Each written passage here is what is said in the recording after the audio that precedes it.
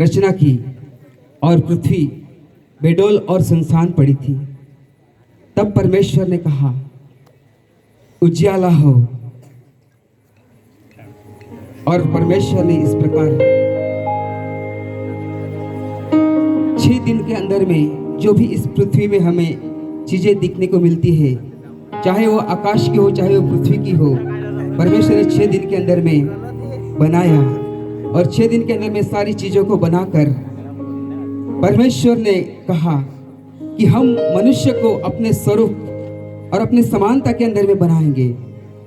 तब परमेश्वर ने एक माटी का पुतला बनाया और उसके अंदर में जीवन का श्वास फूका। तब वो पुतला जीवित प्राणी बन गया और उसका नाम परमेश्वर ने आदाम रखा और उसको लेकर एदेन की वाटिका के अंदर में रखा गया और उसको एदेन के वाटिका के अंदर आज्ञा दी परमेश्वर ने कि तू बगीचे के सभी वृक्षों का फल बिना खटके खा सकता है, लेकिन जो वाटिका के बीच में है, जो भले और बुरे के ज्ञान का वृक्ष है, उसके फल के विषय में परमेश्वर ने कहा न तो तू उसको छूना और न उसको खाना, क्योंकि जिस दिन तू उसका फल खाएगा उस दिन तू मर जाएगा। इस तरह से आदम को आज्ञा देकर आदम एदेन की वाटिका के अंदर में अकेला घूमता फिरता रहा। उसके साथ में कोई भी मेल खाए ऐसा कोई भी नहीं था। तभी परमेश्वर ने आदम को भारी नींद में डाला और उसकी एक पसली निकालकर उसकी एक स्त्री बनाई और उस स्त्री को लेकर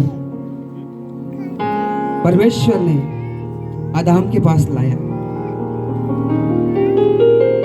और आदम ने उस स्त्री के विषय में कहा कि ये मेरी हड्डी में की हड्डी और मेरी मांस में की मांस है, इसलिए ये नारी कहा जाएगी। उस दिन से आदम और हवा एदेन की वाटिका के अंदर में घूमते फिरते रहे।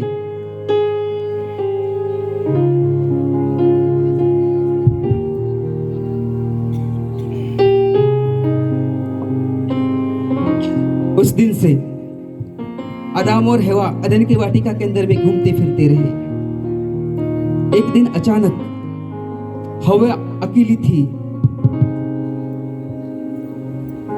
उस समय उस वाटिका के अंदर में जो सर्प सबसे धूर्त था आता है और हवा के पास आकर हवा से कहता है, हवा, ये हवा, कौन है जो मुझे बुला रहा है? मैंने सुना है कि इस बगीचे के वृक्ष के फल तुम नहीं खा सकते। नहीं, ऐसा तो नहीं। हाँ, लेकिन परमेश्वर ने कहा है जो बगीचे के बीच में जो भले और बुरे का वृक्ष है उसका फल तो तुम न खाना और न तो उसे तुम छूना। छूओगी तो क्या होगा? छूंगी तो मैं मर जाऊंगी। ऐसा है क्या? हाँ। नहीं नहीं नहीं नहीं, तुम छूओगी तो मरोगी नहीं, वरन परमेश्वर के समान हो जाओगी। ऐसा है? हाँ। और ऐसा कहकर वहां से सर्प चला गया। हवा उस एदेन की वाटिका में घूमते फिरते उस भले बुरे के वृक्ष के पास आई और हवा ने देखा और उसने मन में सोचा कि फल देखने में बहुत ही सुंदर है तो खाने में भी बहुत सुंदर होगा। उसने उस पेड़ के उस फल को तोड़ा और उसको खाया और खाकर अपने पति आदम के पास उसको लेके आई और आदम को भी वो फल खिलाया। और जैसे ही आदम ने फल खाया उसको एहसास हुआ कि हम नंगे हैं। वो तुरंत जाकर पीछे झाड़ियों में छिप गए। तब यहोवा परमेश्वर जो दिन के ठंडे समय वाटिका में फिरता का शब्द सुनाई दिया, आदम, हे आदम, तू कहाँ है? आदम, हे आदम, तू कहाँ है? जी प्रभु जी, मैं यहाँ हूँ। क्योंकि मैं आपका शब्द बारे में से सुनकर डर गया, क्योंकि मैं नंगा था। तुझे किसने बताया कि तू नंगा है? क्या जिस फल के विषय में मैंने तुम्हें खाने के लिए मना किया था, क्या उसका फल तुमने खाया? नहीं प्रभु जी, लेकिन जो आपने संग रहने के लिए स्त्री दी थी, उसी ने दिया और मैंने खा लिया। हे स्त्री, क्या तूने यह काम किया? तूने यह फल खाया? नहीं प्रभु जी, मुझे सर्प ने कहा, इसलिए मैंने खाया।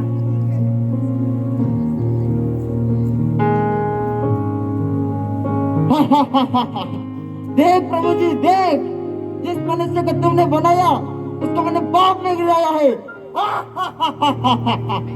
हे दुष्ट शैतान, तूने जो ये काम किया है, इसलिए आज के बाद से तू सब घरेलू पशुओं के बीच में तू श्रापित होगा। और तूने जो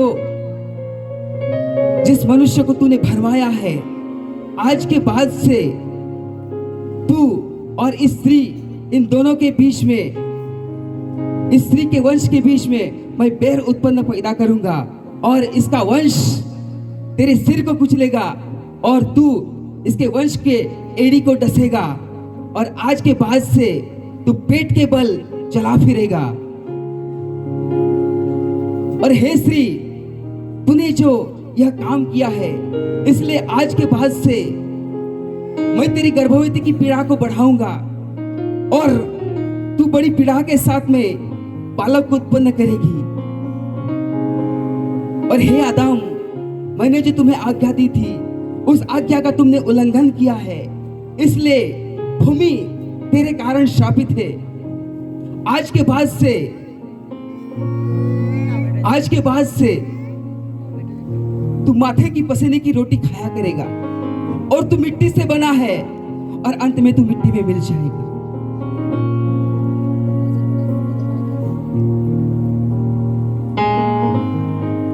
परमेश्वर ने आदम और हवा को उस एदेन की वाटिका से बाहर निकाल दिया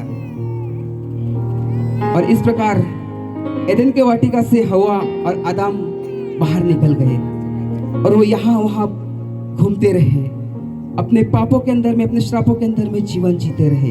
परमेश्वर की आज्ञा को तोड़ दिया और वो जीवन जी रहे थे। समय बीतता गया, सदियां बीतती गई, दिन बीतते गए, पीढ़ियां बीतती गई। उनके जरिए बहुत से वंश, बहुत सी कुल, बहुत सी जातियां आदम और हवा के द्वारा इस पृथ्वी पर उत्पन्न होने लगी।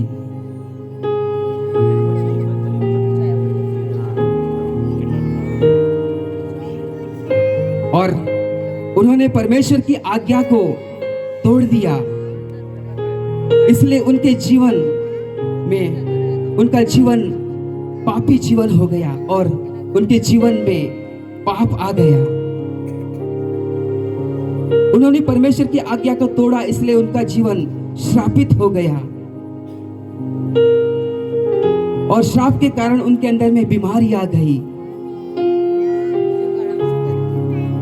और बीमारी के कारण उनके अंदर में गरीबी आ गई और आखिर उनका जीवन, उनको वो एक दिन उनके जीवन में मृत्यु आ गई और वो मर गए।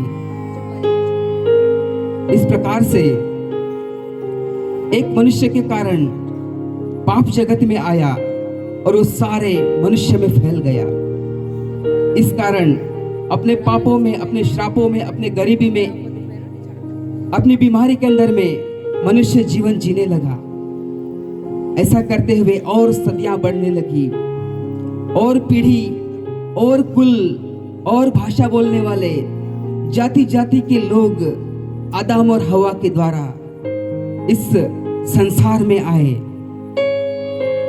जब उस पापों के अंदर में जीवन जी रहे थे, श्रापों के अंदर में जीवन जी रहे थे, तब उन्होंने परमेश्वर की खोज की कि कौन है परमेश्वर जिसने हमें बनाया है, कौन है जो हमारा सृष्टि करता है, कौन है जो हमें बनाने वाला है।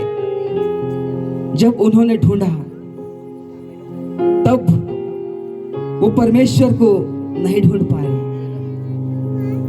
तब उन्होंने अपने ज्ञान, अपने बुद्धि से परमेश्वर को ढूंढा। वो परमेश्वर को ढूंढते ढूंढते बड़े बड़े पहाड़ों के ऊपर में, बड़े बड़े पत्थरों के अंदर में, बड़े बड़े नदी नालों के अंदर में परमेश्वर की खोज करने लगे।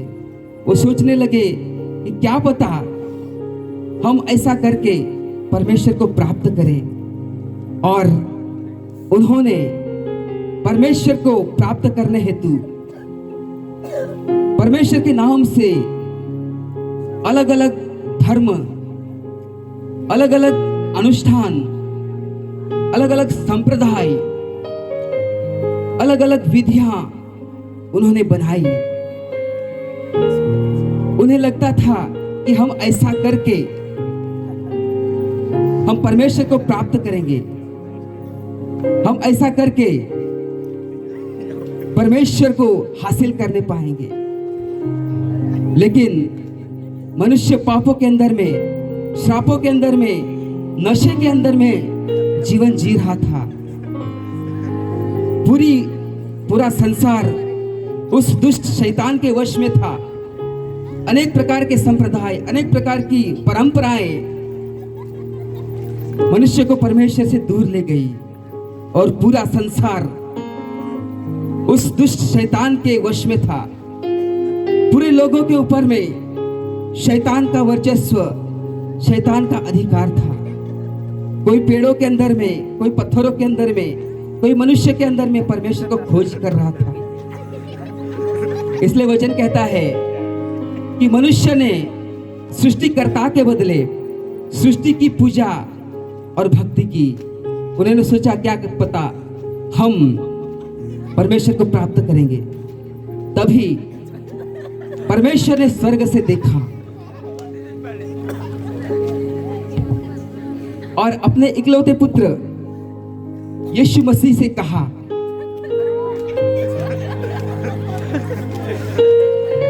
हे बेटे, आज जिस मनुष्य को हमने बनाया है, जिस मनुष्य की हमने रचना की है, आज वो पापों के अंदर में फंस चुके हैं। उनका जीवन श्रापित जीवन है, उनके अंदर में बीमारी है, उनके अंदर में गरीबी है और उनके अंदर में मृत्यु पाई जाती है। हे मेरे बेटे, क्या तू इनके लिए जाएगा? जाऊंगा। लेकिन हे मेरे बेटे, आज तुझे इनके लिए पृथ्वी पर जाना पड़ेगा और अपने प्राण को, अपने लहू को बहाना पड़ेगा। हे मेरे बेटे, क्या तू जाने के लिए तैयार है? हाँ पिताजी। हे मेरे बेटे, आज मैं तुझे इस मनुष्य के अंदर में भेजता हूं, लेकिन आज इन मनुष्य के अंदर में मृत्यु है, इसलिए उसके लिए मैं तुम्हें एक अनंत जीवन लेके भेजता हूं।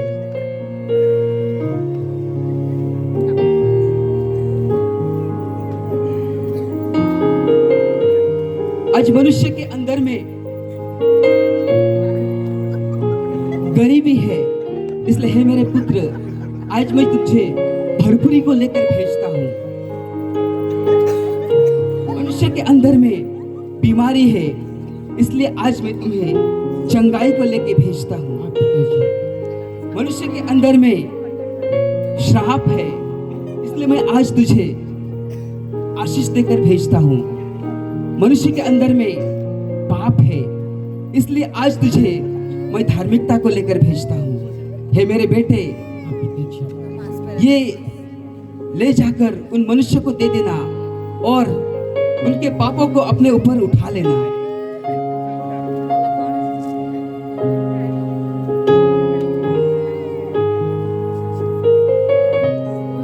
इस कारण परमेश्वर ने अपने इकलौते पुत्र को संसार में भेजा। जैसा वचन कहता है कि वचन देहधारी हो गया और मनुष्य के बीच में उसने डेरा किया। और परमेश्वर का वचन कहता है कि परमेश्वर ने जगत से ऐसा प्यार किया कि उसने अपने इकलौते पुत्र को दे दिया, ताकि जो कोई इस पर विश्वास करे वो नाश न हो परंतु बहुतायत का जीवन पाए। मन फिराओ, क्योंकि परमेश्वर का राज्य निकट आ गया है। हे सब परिश्रम करने वालों और बोझ से दबे हुए लोगों, तुम सब मेरे पास आओ, मैं तुम्हें विश्राम दूंगा। इस प्रकार 2000 साल पहले यीशु मसीह हमारे बीच में आए और उन्होंने स्वर्ग के राज्य के बारे में बताया। वचन कहता है जो उसकी आज्ञा को मानते हैं, जो उस पर विश्वास करते हैं, उन्होंने उसको बेटे और बेटी होने का अधिकार दिया। जब यीशु मसीह ने 2000 साल पहले सुसमाचार को हमारे बीच में बांटा, तब बहुत से लोगों ने अपने मन को फिराया। मनुष्य जब पापों के अंदर में जीवन जी रहा था,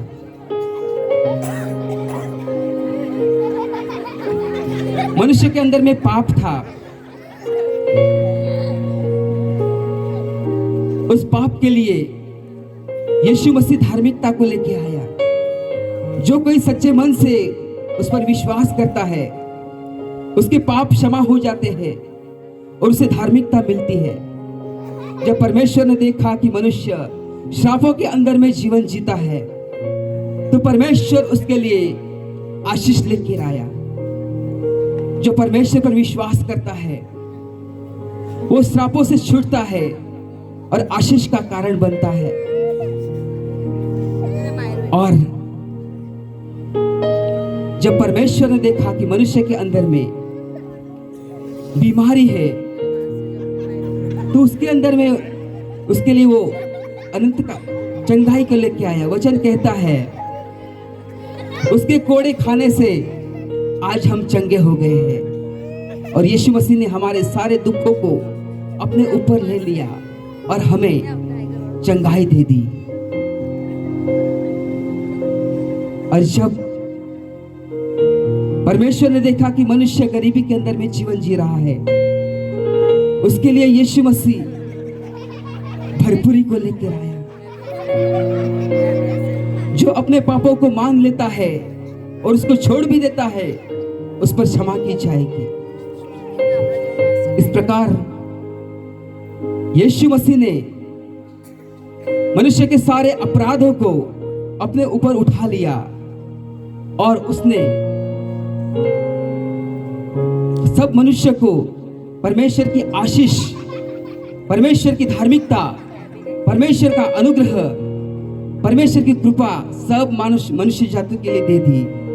वचन कहता है कि जो पाप से अज्ञात था उसी को परमेश्वर ने पाप ठहराया, और यीशु मसीह हमारे पापों के लिए, हमारे सारे पाप उसने अपने ऊपर उठा लिए और वो हमारे पापों के लिए पकड़वाया गया।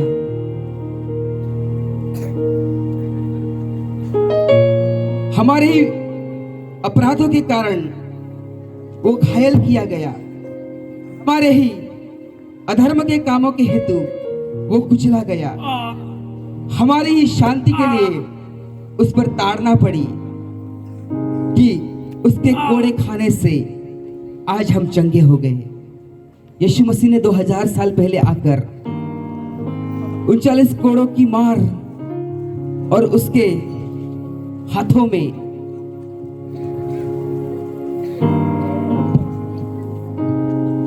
और पैरों में खीले ठोके गए।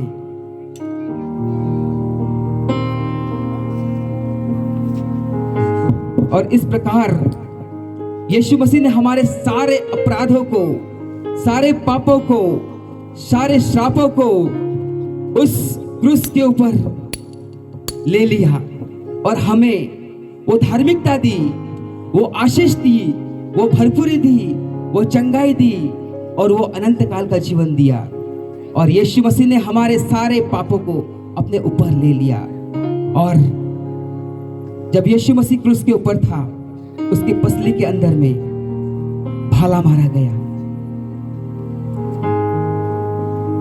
और जब उसकी पसली के अंदर में भाला मारा गया, यीशु मसीह ने सारे मानव जाति के लिए अपने लहू का कतरा कतरा बहा दिया और उस शैतान को उसने हरा दिया और शैतान के अधिकार को उसने रौंद दिया अपने पैरों से और सारे मानव जाति के लिए उसने उद्धार का द्वार खोल दिया। जो कोई उस पर विश्वास करता है उसका नाश नहीं परंतु उसको बहुतायत का जीवन यीशु मसीह के द्वारा आज दिया है। और यीशु मसीह उस क्रूस पर से उतारा गया और कब्र में रखा गया और यीशु मसीह मारा गया, गाड़ा गया और तीसरे दिन जीवित हो गया। इस प्रकार परमेश्वर ने मानव जाति के लिए सारी योजना पूरी की। आमीन।